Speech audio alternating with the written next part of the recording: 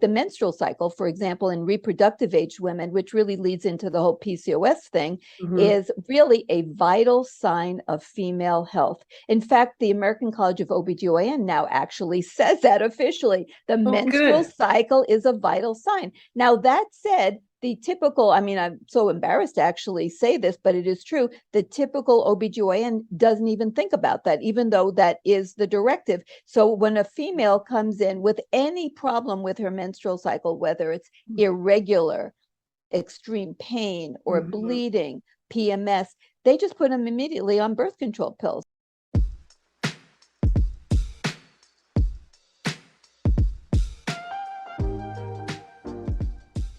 Welcome to I Think I Can podcast. My name is Luella Young. I am a woman who believes that we, like wine, get better with age. Age brings us wisdom, intuition, and a level of sophistication that is beyond the reach of youth. I am here to tell you that living a luxuriously rich and fulfilling life is in your reach. I Think I Can podcast will teach you to think differently in order to get different results. Allow me to show you how to do life effortlessly. This podcast is for the woman who is tired of playing by the rules of society, community, religion, parents, and partners. I Think I Can is all about becoming brave, authentic, purposeful, and strong. Listen weekly and you will find yourself living a life you could have only once dreamed of. Thoughts drive our physiology. So channel your thoughts with me into a life truly worth living. Enjoy the show. Welcome back, everyone, to I Think I Can podcast. Today is episode 41, and you're familiar with my guest, I'm sure. I've had her here twice before. It's Dr. Felice Gersh, and today the topic is PCOS. So maybe you've heard the term before, maybe you have not, but if something that you've never experienced, you might have another woman in your world who has experienced it, because it's more prevalent than I think we know of. And so, Mm-hmm. Felice, can you just start again by reminding us, like, your OB-GYN, like, tell us more what you're doing lately in your life? Sure. Well, I'm a rare breed, actually. I'm board certified both in obstetrics and gynecology and in the new field of integrative medicine. I did a 2-year fellowship at the University of Arizona School of Medicine, their fellowship in integrative medicine that I finished like over a decade ago. And then I took the board certification exam. It was a multi-hour exam, and it's a real legit board. It's the a board of physician specialties. It's the same board that certifies emergency room docs and interventional radiologists. So it's the real McCoy, and I'm very proud of it. And it allows me to have what I call an expanded therapeutic toolbox. So I have Mhm. all the conventional tools like Mhm. I have all the pharmaceuticals, surgical procedures, and so forth. But I have my extras, which are, I can't think of them as indispensable, as anything but indispensable, I should say, Yeah. because I can't live without them now to help my patients. So it's my herbal pharmacy. So I do a lot of herbal medicine. I have nutraceuticals. I understand lifestyle medicine, which is a huge component. So in my practice, we deal with stress and sleep and fitness and environmental pollution, endocrine disruptors, and of course, nutrition. Then we work with circadian rhythm. I have Mhm. a vascular ultrasound tech so we can evaluate the vascular and the heart status. Mhm. I have an amazing bodywork specialist who does medical massage, myofascial release, craniosacral massage. We have a lifestyle health coach. So we do biofeedback, guided Oh meditation, my gosh. and then we have a whole program for exercise. And fitness is so key, and exercise Yeah. is actually medicine. And so we do fitness assessments and exercise prescriptions. So I can't even live without all this stuff. We do body composition so we can see how much fat, Mm. how much lean body mass, how much muscle you have. We know that fitness status is more coordinated with longevity and mortality than blood pressure. And yet, so few physicians even think about a Yeah. person's fitness status, like how strong are you, how flexible, what's your balance, and so forth. Mm. So, Yeah. we look at all those things because it's the Mhm. total woman that I look at, not just Mhm. her reproductive organs, because like the menstrual cycle, for example, in reproductive age women, which really leads into the whole PCOS thing, Mhm. is really a vital sign of female health. In fact, the American College of OB-GYN now actually says that officially. The Oh, menstrual good. cycle is a vital sign. Now, that said, the typical, I mean, I'm so embarrassed to actually say this, but it is true. The typical OB-GYN doesn't even think about that, even though that is the directive. So when a female comes in with any problem with her menstrual cycle, whether it's irregular, extreme pain, or Mhm. bleeding, PMS, they just put them immediately on birth control pills, Yeah. hormonal contraceptives of some form. It could be the progestin IUD, but they're always, the solution isn't fixing the underlying issue that is manifesting as an abnormal cycle, an abnormal period. Rather, it's get rid of the female ovarian function and Yeah. replace it with officially chemical endocrine disruptors, because the components of all of these hormonal contraceptives, every single one, is just an endocrine disruptor. So, like, I hate to say this because it seems so absurd, but I use this as an example. Like, I pick up a like a little jar, like that we'd put a urine sample in. It's made out Yep. of plastic, and I'll Yep. say, because we have like empty ones in the exam room, and I'll say, look, what would you think if I said, I'm going to take this plastic little container, I'm going to turn it into powder? I can powderize it. Probably it could happen in a Vitamix or some kind of, Exactly. Yeah. mechanism could turn it into powder. I put it into capsules and I said, here's your medicine. I know that seems bizarre, but that is actually what we do, because the plastic is BPA, bisphenol A. That Yeah. actually tried to become a pharmaceutical. It actually did. It lost out to a different endocrine disruptor, diethylstilbestrol, which was taken off the market after it created horrible effects in women and their offspring. And BPA became hard plastic, the liners of cans and Ugh. cash register receipts.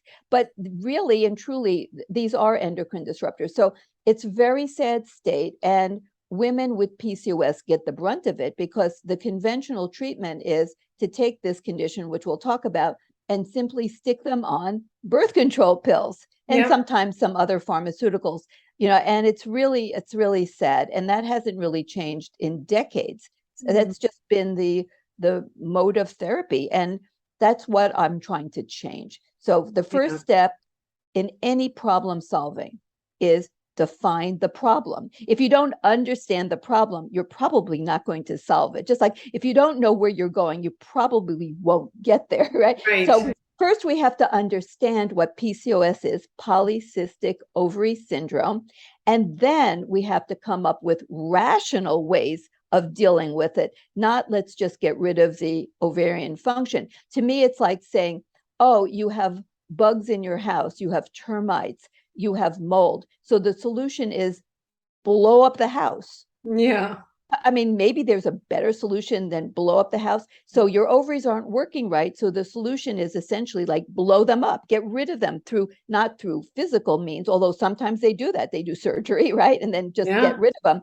But otherwise, it's through chemical methods to shut them down. And I'm about healing and helping them to work better. Mhm. So that's why I'm so excited to join you here to talk about PCOS, which is undertreated, underdiagnosed, and when it is diagnosed, it's usually mistreated. So that's like Mhm. the triple whammy. Right. And then if I think of of many of the different conditions that manifest from hormonal balance, like PCOS, I feel is so much it's like so much solved with a lifestyle change, like Yes. what would the typical red flags that you would see on blood work, Hmm. because that's Sure. where the So diagnosis usually begins in a physician's office. right. So usually it's clinical manifestations that brings the patient through the door, Yeah. and they are typically manifestations of androgen excess, like too much of what are called male hormones, but they're also female hormones, just in a different proportion or ratio.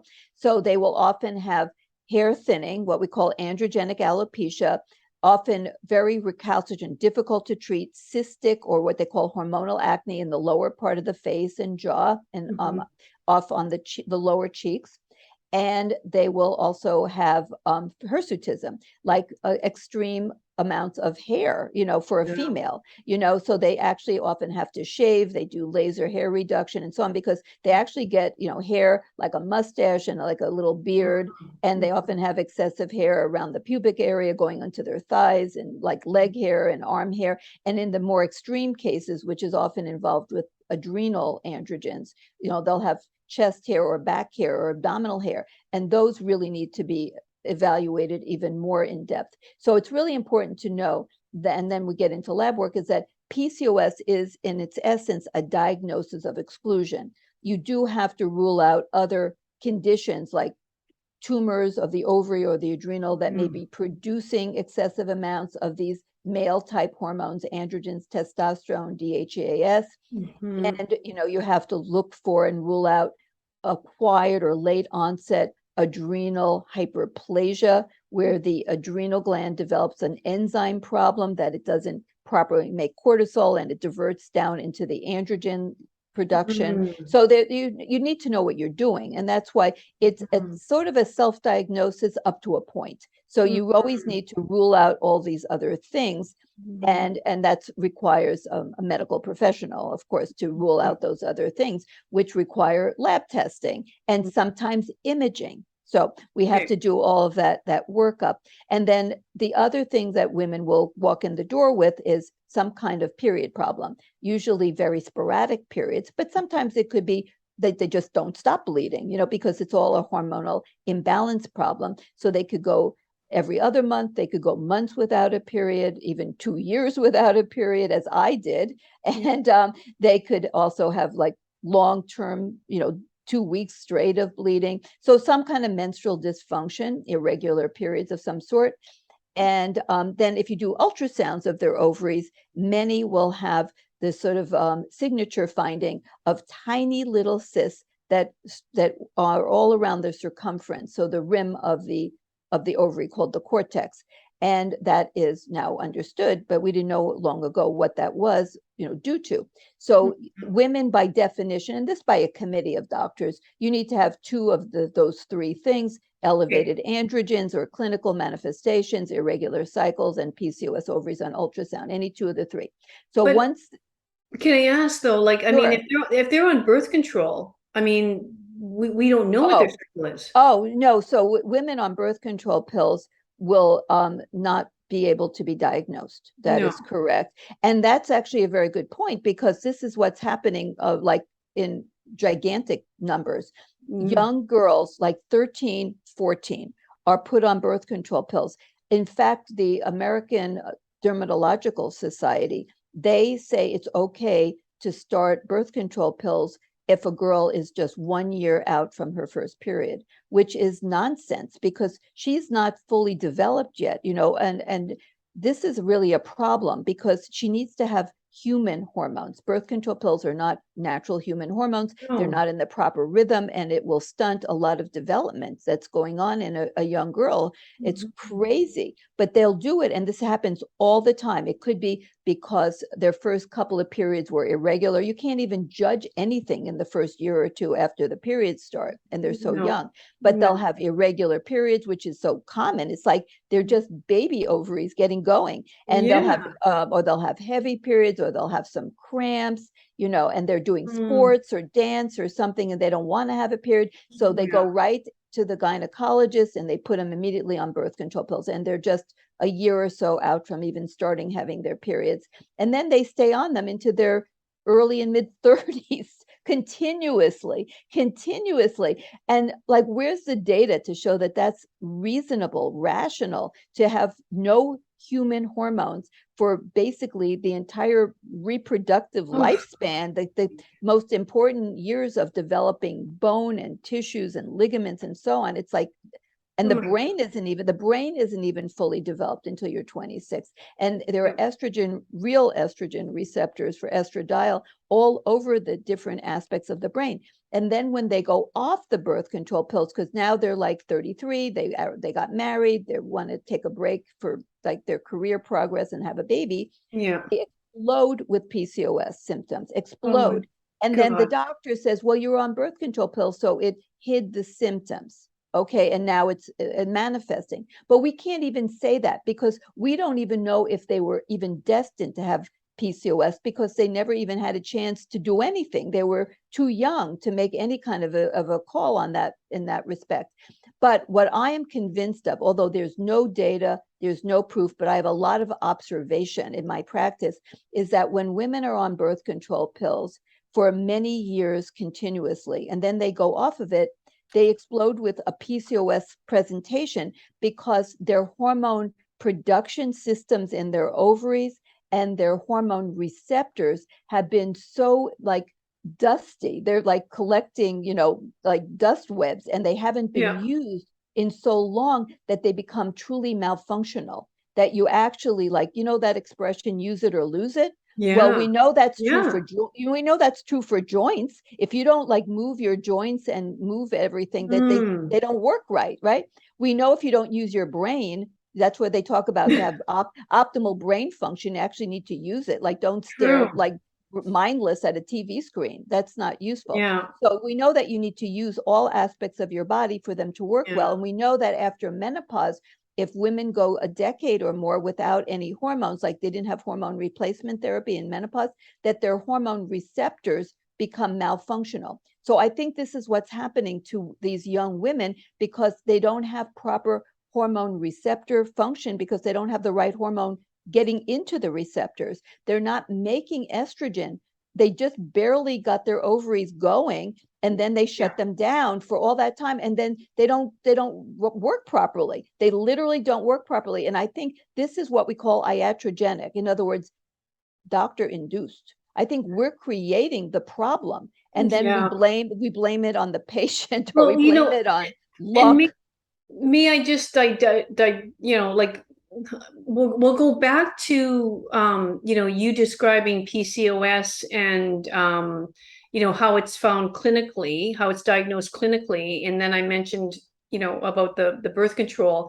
But I just want to make note here, as a psychotherapist as well, that I can imagine these women going into their doctor's office at 30 saying, yeah, I want to have a baby, and then finding out, well, I'm thinking, just like in the body too, the body's kind of going, oh, you don't have this synthetic hormones anymore. Like, what do you expect me to do?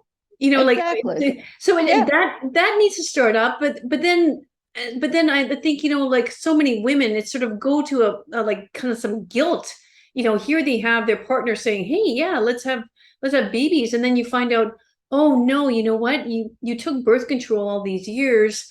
You're going to have to wait until the body sort of recalibrates and resets. I'm just thinking mental health wise too. And then like the whole idea of trusting. I mean, we all walk into a doctor's office like what's so trustworthy, right? Like, it's our health is in your hands. And then to kind of find out, oh, you put me on this like when I was 13, and didn't you say like I mean, like, yeah. Well, usually what happens is everyone disowns it, right? Because whoever started it is probably not the one that's there now. And and the thing is that's interesting is that they usually actually don't blame the birth control pill. They usually say, oh, the birth control pills were hiding your PCOS, when instead of saying, oh, the birth control pills cause the PCOS, because they don't do that. So all the women think, wow, I really had PCOS all these years, but didn't know it. So it's a misunderstanding, or just lack, really true, no understanding of what's going on when you put young women on, chemical endocrine disruptors for their whole reproductive life. And so what's going on when women are taken off the pill is somewhat like what happens in young women who say don't go on the pill, but then they do develop PCOS. And that is also not really well understood. In fact, I just read this morning this big article that was written by an endocrinologist talking about all the different manifestations and the complexity of PCOS, polycystic ovary syndrome, and that it incorporated things like insulin resistance and dysregulated gonadotropins, like high LH, luteinizing hormone that comes out of the pituitary, and low normal follicle stimulating hormone, FSH, which comes from the pituitary, and high testosterone, but they're not sure what is cause and effect with testosterone and what is testosterone doing. But they went through a lot of the different manifestations of PCOS, but nowhere in that entire article, which was multi-pages long, and in general had a lot of interesting information. Nothing was new to me, but could be new to other people. But what it left out was such a critical thing, because they don't get it. They don't get it, that the underlying issue that's causing all of this havoc, this metabolic havoc and hormonal havoc, is the innate problem of the ovaries not adequately making estradiol, the estrogen that is made by the ovary. And therefore, in an estradiol deficient woman, now it's, or I should say probably insufficient. I mean, she makes it, she just doesn't make it optimally. Yeah. So it's not like in menopause, at a certain point, women cannot make any estrogen from their ovaries, like zero. So that's like massive deficiency state. Nothing is coming out of the ovaries. In women with PCOS, they do make estrogen in the form of estradiol. They just don't make it well enough or enough. And when you understand the role of estrogen, and I say estrogen, but I'm talking about the ovarian estrogen, estradiol. Yeah. When you don't understand the role that estrogen plays in the female body, then you don't get that all of the manifestations of PCOS are related to this problem of production of estrogen from the ovary. And so the way that estrogen is made in the ovary, on a cellular level, it's very complex. But if you just think of it in general terms, it's very simple. You have one part of the ovary that makes testosterone, and the trigger that causes the ovary to make the testosterone is the hormone from the pituitary called LH, luteinizing hormone. So luteinizing hormone tells the ovary to make testosterone, which it does very well. So the ovaries seem to never really lose that capability. It goes down as you age, but it never completely loses that ability. Now, unlike estrogen. So now, after the testosterone that is made, it relocates the testosterone to a different set of cells in the ovaries called the granulosa cells. And in the granulosa cells, the testosterone is converted into estrogen. Now, in order for that to happen, you need to have certain things in play. You need to have a functioning of an enzyme called aromatase, and that enzyme is triggered to actually do its job by the other pituitary hormone, follicle stimulating hormone, FSH. And the reason that the aromatase also works is through another, like it's called an alcohol product, sterol, and that is called inositol in the form of myoinositol. And that is related to a different enzyme, a polymerase, but we don't have to go into the complexities. The important thing is to remember that first comes testosterone, then the testosterone moves down the assembly line to a different spot in the ovary, where an enzyme, aromatase, that's controlled by FSH, and the testosterone production is controlled by LH, and that enzyme aromatase turns the testosterone into estrogen. And in women with PCOS, that enzyme doesn't work well. So you end up with not enough estrogen being produced. Now, the brain has estrogen receptors. So the brain controls whether you are told, your ovaries are told to make more, just like the thyroid. The brain puts out a signal to the pituitary gland, and then the pituitary gland makes thyroid stimulating hormone to tell the thyroid to make more or less thyroid. The same thing with the ovaries. So the brain is like the master controller. So the brain is saying, hey, there's not enough estrogen, make more. So how is it going to enable the ovaries to make more? It tells the ovaries to make more testosterone, the precursor. So remember, the skill set to make testosterone is different than the skill set to make estrogen. So the ovaries keep making higher and higher amounts of testosterone. The LH goes higher and higher. But there's a problem with FSH. And we don't fully understand this. It could be due to endocrine disruptors. It could be genetic, but you get all this LH, but you don't get enough FSH.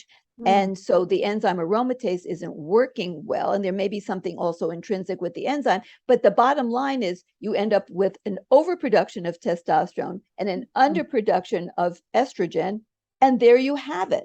That leads to metabolic havoc, because estrogen is, like I call it, the glue that links all the organs together and creates what is labeled metabolic homeostasis. Like everything is copacetic, everything is going right. So estrogen is involved in glucose metabolism, glucose transport, fat burning, mitochondrial function. The mitochondria create energy and burn fat, burn glucose to create energy. And it works in terms of vascular health, a production of a gas that keeps arteries healthy called nitric oxide. I mean, you can go on and on through every organ system. That estrogen is the master of maintaining all of these systems working well, including the immune cells. And when you don't have enough estrogen, system by system by system, it goes into a defective state of some sort. Okay, can I just question there?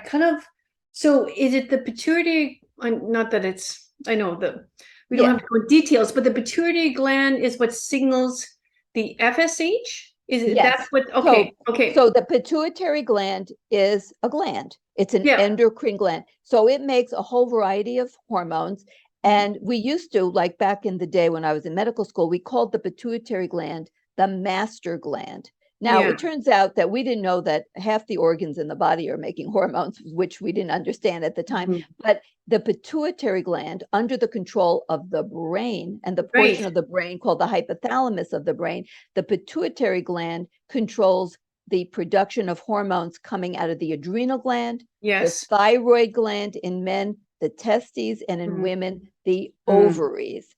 So all of that is under the control of the pituitary, which is under the control of the brain. The brain, which could sort of like, that's why I needed to kind of relate it back to, perhaps stress and absolutely. So we know that, oh my gosh, especially in women, stress is a huge component of hormones, because when you have stress, it changes the environment in the gut. It changes the whole output from the autonomic nervous system. The adrenal gland is going to put out a lot of cortisol initially. And so you have circadian rhythm dysfunction, because that affects your sleep and awake cycles. That's why people who are under a lot of stress usually can't sleep well, and they're tired all the time. And we know that women's fertility is very impacted beneficially by doing stress reduction.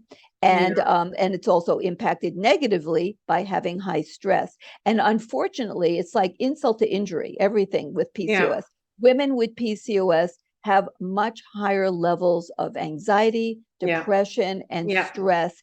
And that's like due to so many factorial things come into play. One is that estrogen is an anxiolytic hormone. In other words, it lowers anxiety, and it probably does that in the brain through its interaction with our lipid signaling system called the endocannabinoid system. And there's actually some articles published that call PCOS a dysfunction of the endocannabinoid system, which it is, because the endocannabinoid system is completely interconnected with estrogen and progesterone. So they're all interconnected. So yes, they're all dysfunctional. And the endocannabinoid system is very heavily involved in appetite regulation and mood. So women with PCOS have a lot of dysregulated appetite, and they have very high rates of binge eating disorder and depression and sleep problems. So it's like yes, everything works through other systems. Like there's a lot of downstream effect, and that if when you have imbalanced hormones, you're going to have imbalanced endocannabinoid system. You're also going to have reduced production of the gas antioxidant I mentioned, nitric oxide, which maintains vascular health and also keeps platelets from aggregating and potentially causing spontaneous blood clots. That's why women with PCOS have higher rates of blood clots that could form. But here's the bizarre thing. So do birth control pills create that increased risk? Almost everyone knows birth control pills can increase blood clotting. So, and we have now published articles showing that if you give birth control pills to women with PCOS,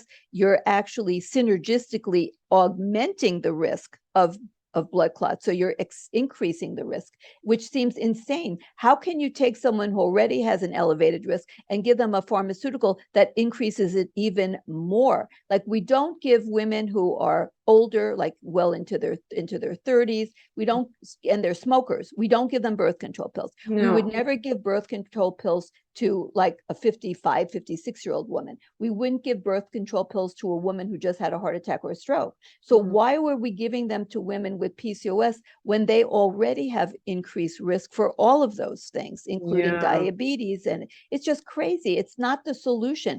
It's like painting over or putting wallpaper on a wall that's full of termites and mold. It's covering up the symptoms, but it's not solving them. And they always like come back to bite you. I can guarantee you, they will all come back to bite you. And that is not a good long-term approach to PCOS. That's where lifestyle comes in, and all the different things to deal with stress. There's so many different ways. That's what you deal with a lot, and it's definitely part of my approach. 100% is that you have to approach every lifestyle issue, and stress is very, very high on the list. So absolutely. Can I ask then, so the typical, even before you do the blood work, the typical symptoms of someone who's struggling with PCOS might be, well, as you said, it's presenting as a metabolic, disease too. Like, I mean, so it's very, it is very,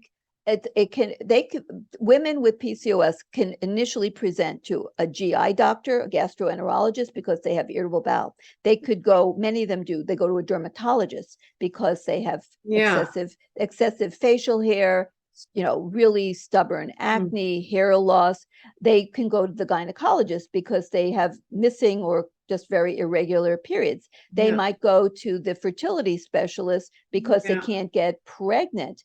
So there's and they might go and see an internist because they have high blood pressure or they have pre-diabetes. So it's every single organ system in the body is affected. They could even see an orthopedist because they have a lot of joint pain, which they have all of these things. It's like amazing because every organ system has these hormone receptors, like estrogen receptors, progesterone receptors. And when you're not making proper hormones, every and any organ system of the body can manifest with problems. And that's why even for doctors who don't care for women with PCOS, they need to, and patients, all humans need to understand PCOS because it's like the poster child of how reproduction issues, because PCOS is the number one endocrine disorder of reproductive age women, the most common. It's also the most common cause of female infertility. So it's incredibly common.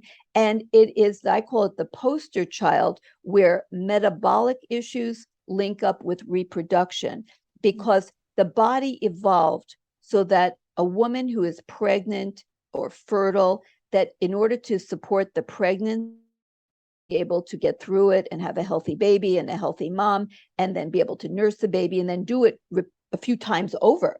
Right. She needs to have a healthy body. Just in a pregnant woman is going to have to beat much harder because doubles. So the heart of women is quite different than men. They have tremendous amounts of mitochondria. They have to make tons and tons of energy. So if you have an unhealthy heart, in fact, they just had articles just in this last month coming out showing women with PCOS have higher rates of heart failure related to pregnancy. Well, duh, of course, because the machinery that creates energy in the heart, the mitochondria, they don't work as well in women with PCOS because of their hormonal imbalances. And so like all of these things are so like expected. It's just somehow for the doctors, they say it's so unexpected. Well, to me, it's like another duh. That's duh. That's duh. Because you need to, but pregnancy is known as the ultimate stress test for women. That's why now it's finally recognized that women who have complications during pregnancy, like gestational diabetes, hypertension, preeclampsia, placental abruption, a baby that's either growth restricted, too small, or macrosomic, too big, and of course, miscarriages.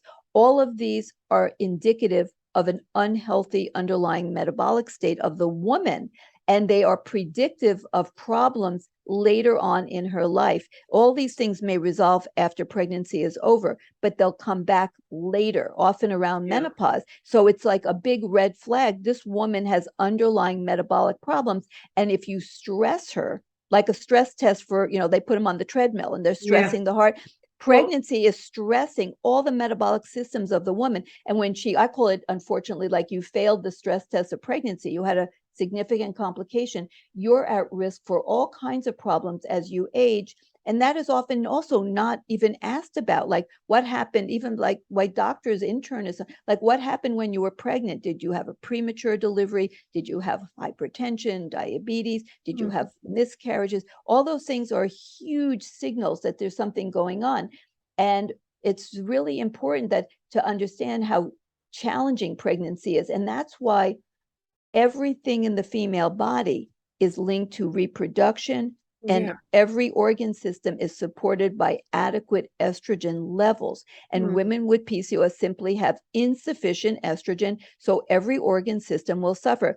And when you see that, suddenly the pieces of the puzzle fit together. It's like, how can one woman have such a large array of problems? This organ, this organ, this organ. It's not like she's unlucky 8 times over. No.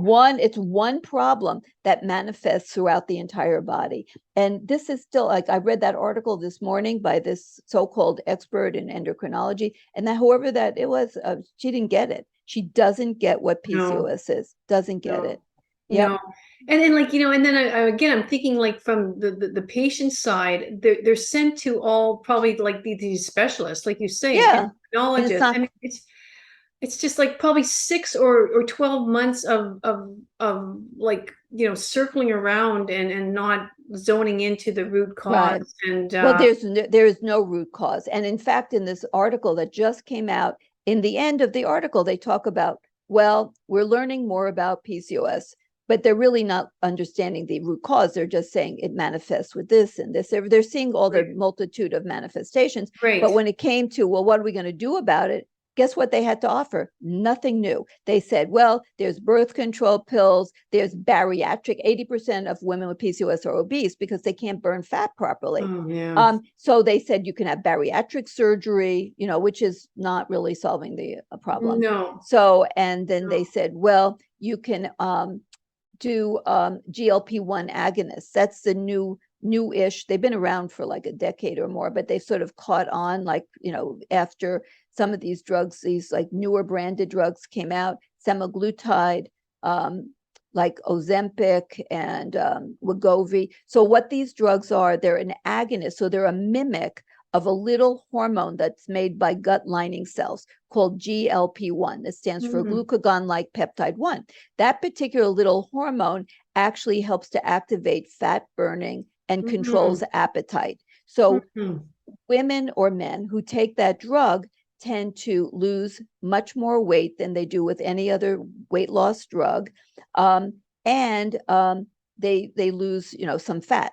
So they lose weight overall, and a lot of the weight they lose is actually fat, which is great, except there's no exit strategy for that drug. In other words, if you put a 22-year-old young woman on that drug, what is she supposed to do? Be on it for the next 75 years? I mean, there's Yeah. no long-term data. So, and it's not like every drug, there are potential serious side effects. There's no long-term data, and the cost is between $1,000 and $2,000 a month. And it's not FDA approved for treating PCOS, so it's hard to get it through any insurance approval process, so they won't approve it. So you can't get insurance coverage. You can legally prescribe it, but you get no insurance coverage. So the cost is between 1,000 to 2,000 or more a month. Who's going to pay that for the rest of their lives? And no exit strategy. Yeah. So what can you do naturally to increase GLP-1, your own natural hormone from your gut? We have ways to do that. The ways to do that is get estrogen. And sometimes I have to prescribe estrogen because it's one of those catch-22s. You can't heal without the estrogen, and you won't make estrogen until you heal. So we can help women with PCOS to do better with their ovaries. We have a lot of tricks in our toolbox to help their ovaries to do better, to make estrogen better, to help heal the gut, to lower inflammation, reduce that high level of insulin so you can lose weight, because insulin promotes fat storage and production. So we have so many tools that we can use to help women. We can't cure them, but we can control it amazingly well. I've had patients in the course of 1 year lose 60 pounds, keep it off, start cycling regularly, and then become pregnant. I mean, it's amazing what you can do with just lifestyle. And sometimes with pharmaceuticals, like giving some estrogen. And sometimes short term, you can give a GLP-1 agonist, this drug, but just short term while you're working on all the lifestyle issues. You have to have a big plan. You can't just give the drug and call it a day. That is not a good solution. So let's just say like a 30-year-old woman comes in presenting with PCOS symptoms, and you do the blood work, or maybe even the scan, and it's confirmed. So where would you begin besides getting her off of birth control? And I mean, like in terms of lifestyle, I mean, you talk about estrogen, but what other, like, where can you get some leverage? And I'm just, another thing I'm thinking of though is sort of like a lot of the women I talk to that are in, their reproductive years, but like, let's say are not married yet. I mean, when I talk to them about, considering getting off of birth control, they're like, oh, like I can't do this right now. Like, I mean, it's just sort of like my cycle's off.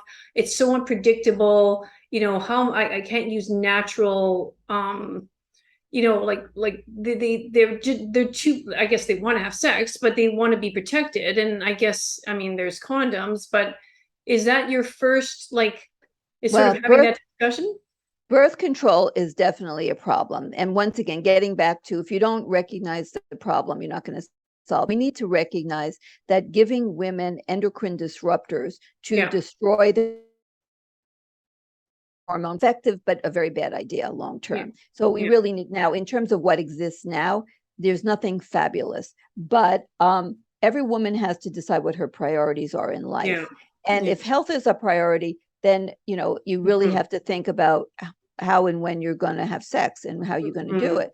But if you use 2 contraceptive barrier methods at the same time and you're responsible, they're very effective. So condoms would always be one, but what else can you do? There's the new gel that's called Phexxi, and there you can get it old fashioned, but they're still very available if you get someone who knows what they're doing, to get a diaphragm. So if you have a diaphragm, you use it with contraceptive gel and you use a condom, both, that is as effective as birth control pills. And then if you do Phexxi, I mean, you're using a lot of product, but you're really having a lot of protection. And, we have to think, okay, if you're looking to be healthy and fertile, we just can't keep you on these chemical endocrine disruptors. I don't want, people to get pregnant when they're not ready. So some women are going to have to put their foot down and say, you know what, I'm not going to have sex so much, or I'm going to do other ways of self-pleasuring or your pleasuring or whatever. But you know what, I can't be on these chemicals. I'm not going to do it, and then get back into establishing health. And Yeah. in terms of like the labs, which you had asked me about, you would always measure androgens like total and free testosterone, DHEAS, estradiol. You can measure progesterone, which will be 0 if they're not having cycles.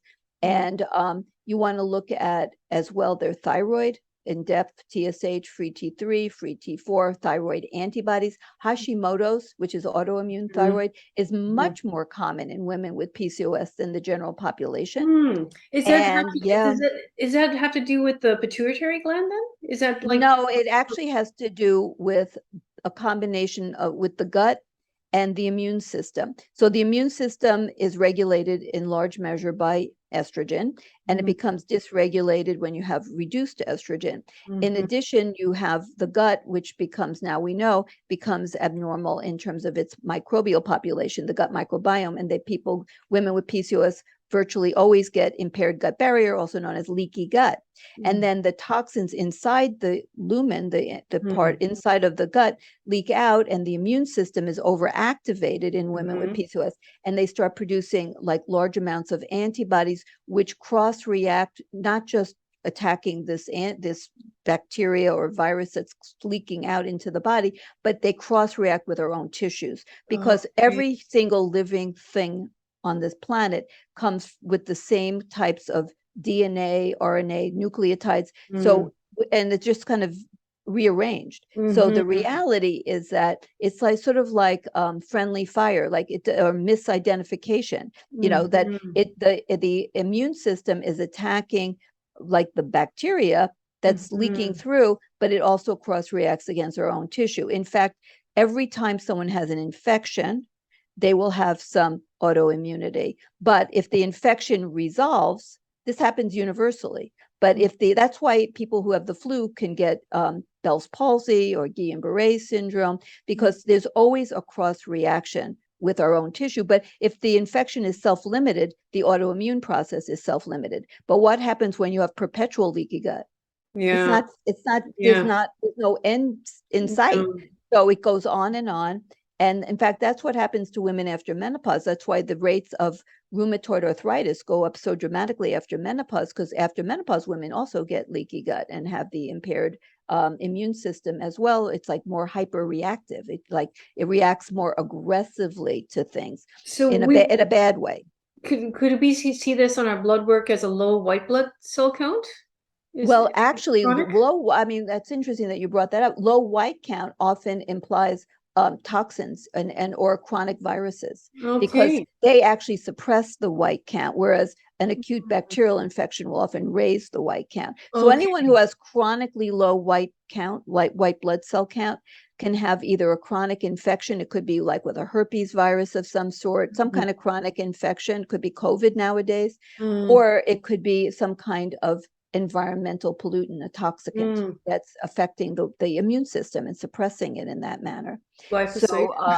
So, we want to check. Yeah, absolutely. So we want to check, thyroid antibodies. I want to check nutrients, especially so many women have been on birth control pills, which are nutrient depleters. So we want to check, many nutrients, and, we want to check inflammation markers. Women with PCOS have high rates of inflammation. That sort of underlies a lot of the problems. So you want to check the whole array of inflammatory markers like high sensitivity C-reactive protein, oxidized LDL, ADMA. These are just, all the things that hopefully your doctor would know about. And then some of the enzymes that white blood cells make when there's like an inflammatory process going on in the artery walls, like myeloperoxidase and LPPLA2. So there's like a whole array. And these are like high-end lab tests. They often are not ordered by the average doctor, which is a shame. Right. Okay. They're available from every lab, by the way. They're not esoteric, like they're not by some special lab. You can get them from LabCorp or Quest. I mean, they're like standard labs. They're just not being ordered. Right. And I have a feeling it might have something to do with the doctor not really even knowing what to, how to interpret some of these. That's often the case. Sometimes it's like, I don't want to know what the result is because I don't know what to do with it. I don't understand it. You got it.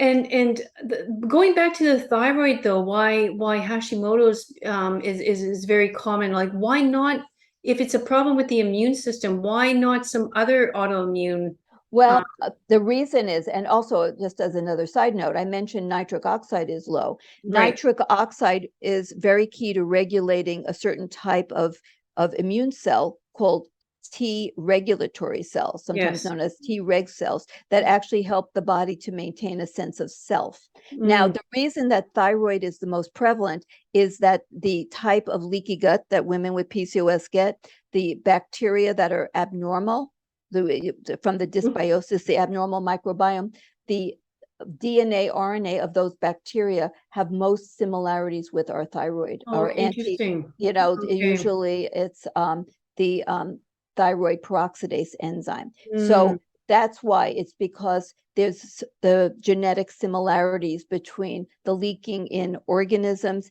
and the enzyme thyroid peroxidase. Okay, interesting. That makes sense. Yeah. There's also an increase, by the way, in women on birth control pills with autoimmune Crohn's disease. That's Oh, been well established. okay. And so I know we're kind of coming to the end, and I never want to end, an episode without giving my listeners Oh, a little bit more hope. there's Um, so much hope. I'm so glad. So by doing lifestyle, so I have a 7-step program that's in my book, PCOS, mhm. SOS, where it basically goes through seven types of steps that you can do that have dramatic benefits. Mm. So we're dealing with how to get improved sleep, how to improve stress, what to eat. It's really a high fiber. It's like nurturing your gut microbiome. And it's high fiber, by the way, that increases that enzyme GLP-1 that they keep Okay. giving that $1,000-$2,000 drug for. So Yeah. eating a high fiber diet, eating a diet filled with all kinds of vegetables that the colors of the rainbow, that have phytoestrogens and all kinds of polyphenols, these magic sauce, Mm. and lots of antioxidants and Mhm. minerals, vitamins. So we Mm. want to have a heavy duty plant-based diet. And then Mhm. we want to do timed restricted eating. It turns out that our ability to maintain proper digestion and maintain optimal insulin function is by eating early in the day. And so many people think, they say, I hear it all the time, I do like intermittent fasting. So I say, what does that mean? Well, I start eating at 2 o'clock in the afternoon, and then I stop eating at 8 at night. See, I have just a little window. It's like, well, you're doing it in the wrong window. Okay, Right. you need to move that entire window up and start at 8 or 9 in the morning at the latest. So our bodies are on timers. Circadian rhythm is everything. Women with PCOS and women in menopause basically live as if they're in a jet lag state all the time Mm. because of just the innate mechanisms of not having enough estrogen and working with the master clock that resides in the brain atop the optic nerve that senses light and dark and nutrient sensors. Mm. So the bottom line is that you have to do time restricted eating, or some people, they would call it intermittent fasting, but you have to do it by eating most of your food in the first part of the day. In fact, there was an Israeli study where they had, and this is a study, but so it's hard to get people to really do this for any length of time, but it's good to know on principle. They had these women eat 2/3 of all their food for the day for breakfast and 1/3 for like a very early dinner, like between 3 and 3:30. In Mhm. just 1 month, their testosterone and insulin levels dropped by over 50%. Their Wow. DHEAS dropped. So everything better. Their sleep improved. Everything got better just by changing when they ate, by eating Wow. according to the way we're genetically programmed. And so many people eat late at night, which is really very unhealthy. They get a lot of acid reflux. So Mhm. I go into all of these amazing lifestyle things, and then fitness, exercise, avoiding endocrine disruptors like avoiding chemicals, herbicides, pesticides, plastics, Mhm. flame retardants, and all that kind of stuff as much as humanly possible, getting air purifier, water purifier. Mhm. And then, so we work with all these different aspects of health. We go step by step by step. Yeah. And for women trying to get pregnant quickly, I have my other book, PCOS SOS Fertility Fast Track, which is a Mm. 12-week, week by week program to help women to optimize their pregnancy potential and health in just 12 weeks. So these are Mm. all lifestyle based. So these are what you might call self-help books, right? Yeah. Because you're not going to Yeah. get prescriptions from these books. But there's, I would say that 80% of my patients with PCOS don't need pharmaceuticals at all. They can just do it through lifestyle, but it's not going to happen spontaneously. I mean, Right. this is hard. This is hard work. This is Yeah. dedication. It means in many cases, changing virtually everything that you do, like going to bed at a different time, having sleep hygiene, getting into a mind-body practice, getting into a fitness program, changing when you eat, changing what you eat, changing what, the products that you buy and use in your home. I mean, it's a ton of stuff, but you know what? The payoff is good health.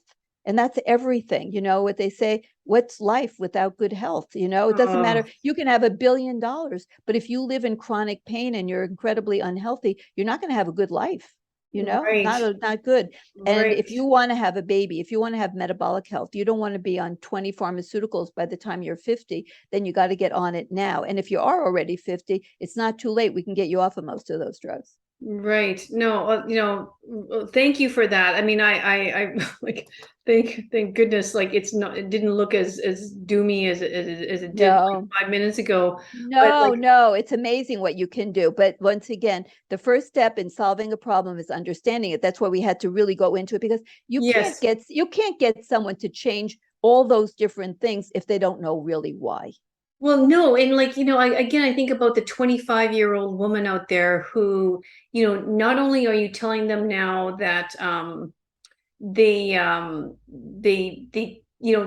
perhaps they can't go out and have the beers and And the nachos, pizza, yeah, right. at 8 p.m. at night anymore, and we want you to have a good solid breakfast at 9 a.m. It's and by the way, we're it's taking you hard. off a birth control pill, so you're gonna have to give up sex for a while, and Oh yeah. yeah. These you know are there's a reason why people are remaining very unhealthy, because right. many people will not make these changes. Yeah.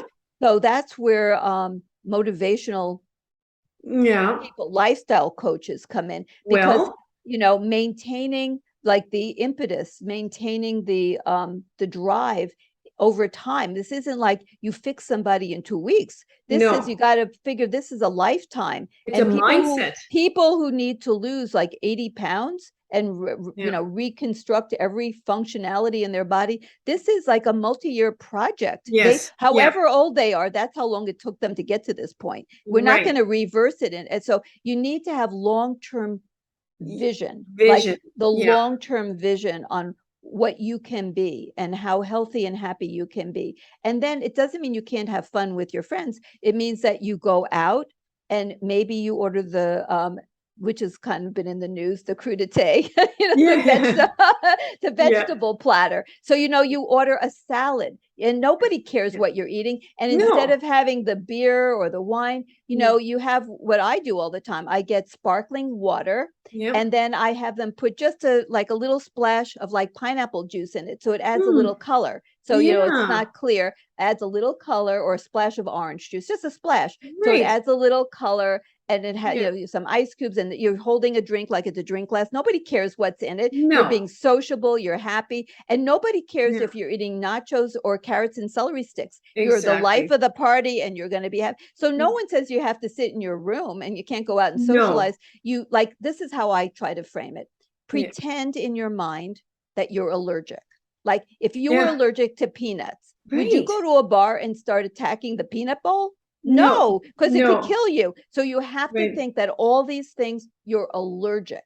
And in Yeah. fact, that's also the ticket to have people accept you too. If you simply say, "Oh, I'd love to join you in that, but I found out I'm allergic to it." Nobody challenges that. You're No. allergic, you're allergic. Nobody's going to say, "Well, just eat a little." Not if you're Yes. allergic. So just say you're allergic. No, and I have a really bad reaction, so I can't eat that, even though I would Yep. love to. I just can't. So Yeah. nobody is going to say, if you're allergic to peanuts, well, why don't you just have one? It's Yeah. not Yeah. going to Yeah. happen. So Exactly. I'm telling you, that's the ticket. I learned this. You just say you're allergic, and people will leave you alone, and then you say, "But I'm having a lot of fun. I'm having this instead." and nobody Yeah. cares. Right. Seriously. No, you're so right about that. Or, you might say one night out of the week, and like an 80-20 rule, if that makes you feel good. Because sometimes when you tell people like restrict, that's all they think about, right?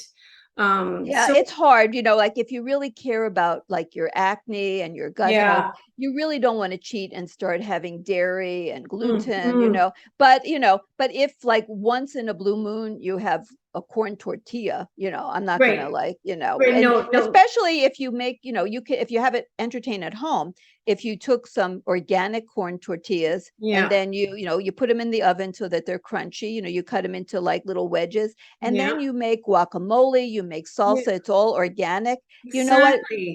You're a great host. And you Oh, don't have to have just the corn chips. You could put out to dip into those dips, you could have a bean dip that's, made really healthy. You can have mhm. crunchy vegetables. People love it. Exactly. So, you can, I mean, when I entertain, I will not buy soda. I can tell you, no No, one comes to my house and gets soda. It's not going to happen. no. I use sparkling mineral waters and such. Mm. I mean, and like I haven't seen people refuse to come because I don't offer No, soda. I'm no, not gonna I'm no. not gonna give my friends poison. It's just not gonna happen. No, So exactly, you can exactly.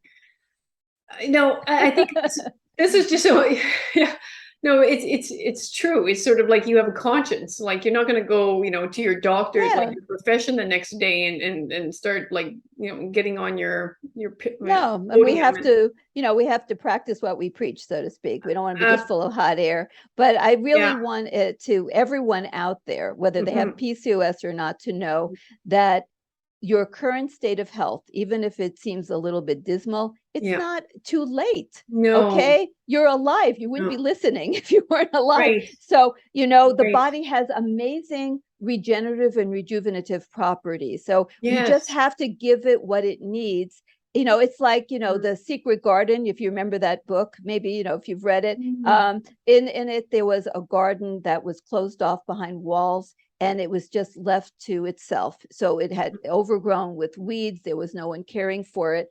And Mhm. then it was like rediscovered and nurtured to become a gorgeous garden again. So Mm. think of your health as that neglected Mhm. garden behind the walls. Nobody's taking care of it. It's overgrown with weeds and dead plants and bugs. It's a mess. But guess what? It can be nurtured back into a state of beauty. And you Yeah. can do that. You just have to have the will, the knowledge, Yeah. and the fortitude to stick with it. I'm telling you, Yeah. this can be done. And then once you get into the habits, you know what? They're so ingrained that you won't even think twice about Yeah. doing the right, because you don't feel good if you stop No. exercising, if you start eating trashy junk food. You don't feel good.